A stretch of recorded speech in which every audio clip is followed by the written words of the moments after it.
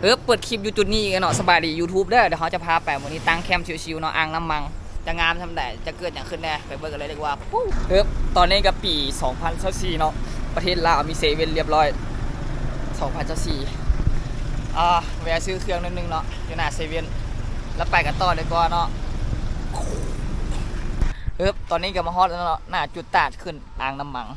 ตอนนี้ก็เป็นเวลาประมาณ2 โมงเนาะเอาเรื่องตลอดนะสุดนี่นะคักซื้อเนาะแล้วเขาจะถ่ายเบิ่งอีกว่าทางหน้าจะเป็นยังไงเส้นทางจะยากบ่ถ้าผู้ใดอยากมาใช่นะเราไปกันต่อตอนนี้ก็เป็นเวลาประมาณ15 นาทีเนาะย่างขึ้นมาเขาจุดโค้งแรกเนาะกาบไก่มาเลยเจอกันอีกก็ดีเอ้าเจ้าไทยนี่เด็กใส่แว่นระดับหัวแถวเลยเนี่ยใส่แว่นระดับหัวแถวอะตัวท็อปเลยเปล่าตำรวจหมายหัวลาชิดอะไรนี่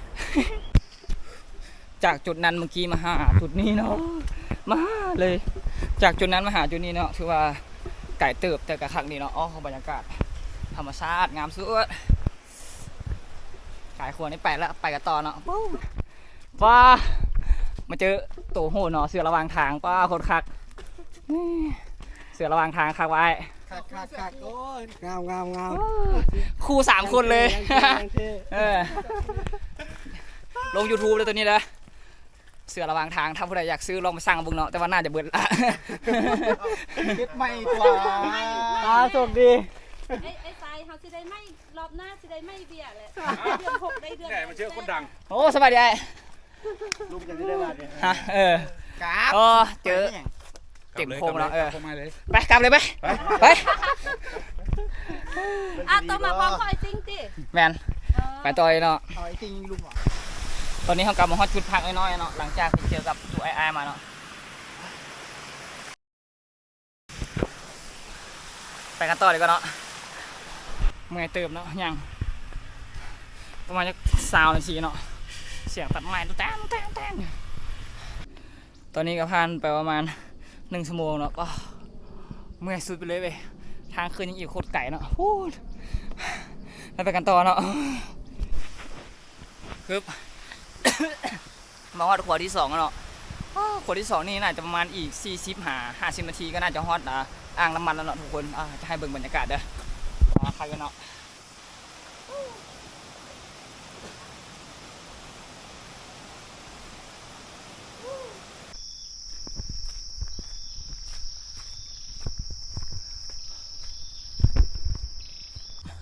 ตอนนี้ก็ผ่านไปประมาณ40 นาทีแล้วเนาะยางมาฮอตจุดหนึ่งเนาะเป็นจุดป่าแปลกขาขนาดประมาณนี้เลยบรรยากาศถ้าใครเบิ่งมาฮอตจุดนี้เนาะมักวิดีโอนี้ก็กดไลค์กดแชร์กันเลยเนาะกดคอมเมนต์พร้อมอยากถามอย่างถามกันเข้ามาเลยเนาะแล้วเขาจะตอบคำถามให้เราจะตอบคำถามให้นำเราไปกันต่อตอนนี้ก็เป็นเวลาประมาณ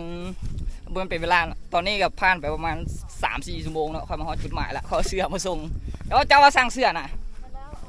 ว้าวสุดยอดเลยเอาเสื้อมาส่งให้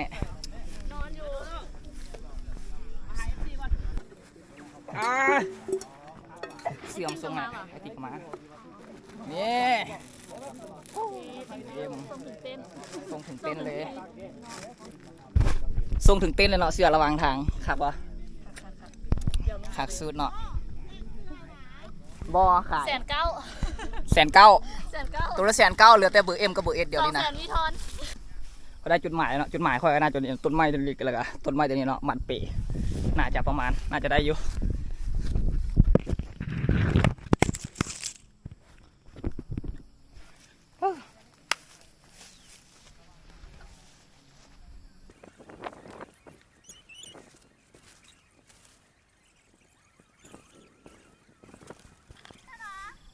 แม่แล้ว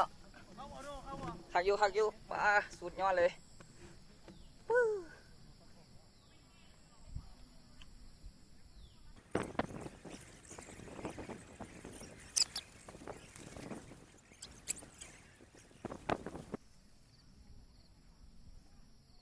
ตอนนี้ก็เป็นเวลาประมาณ6 โมงป่ายแล้วได้เวลาอาบน้ำเนาะก็จะอาบแถวนี้แหละประมาณนี้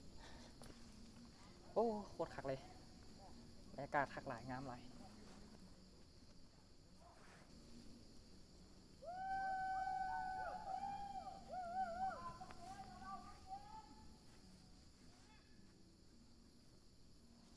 ต ขออนุญาตอาบน้ำมื้อนึงเด้อแล้วเจอกันเอ้ยขออนุญาตอาบน้ำมื้อนึงเด้อแล้วเจอกันเรามาเบิ่งกันว่าตอนแรงจะเกิดอย่างขึ้นได้ละกิจกรรมจะเป็นยังไงไปกันต่อเลยปุ๊บค่ะตอนนี้ก็อาบน้ำเรียบร้อยแล้วเนาะยังไม่ได้เปลี่ยนเสื้อใหม่แต่ว่าเปลี่ยนทรงใหม่เนาะคักเติบเสื้อนี่จงไว้เปลี่ยนมื้ออื่นเนาะมื้อนี้แบบบ่เป็นฟิวมื้อนี้บ่เป็นฟิวตื่นเต้นอย่างไรเนาะมื้อนี้เป็นฟิวแบบชิวๆอ่ะไปกันต่อเลยเนาะไปเบิ่งกิจกรรมตอนแรงว่ามีหยังแหน่มันจังซี่เลยนะใส่ชีวิตแบบ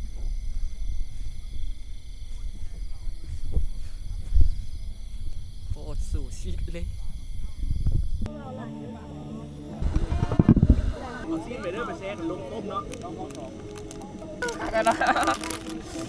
กินต้มไปได้ปะเนี่ยมาจะกิน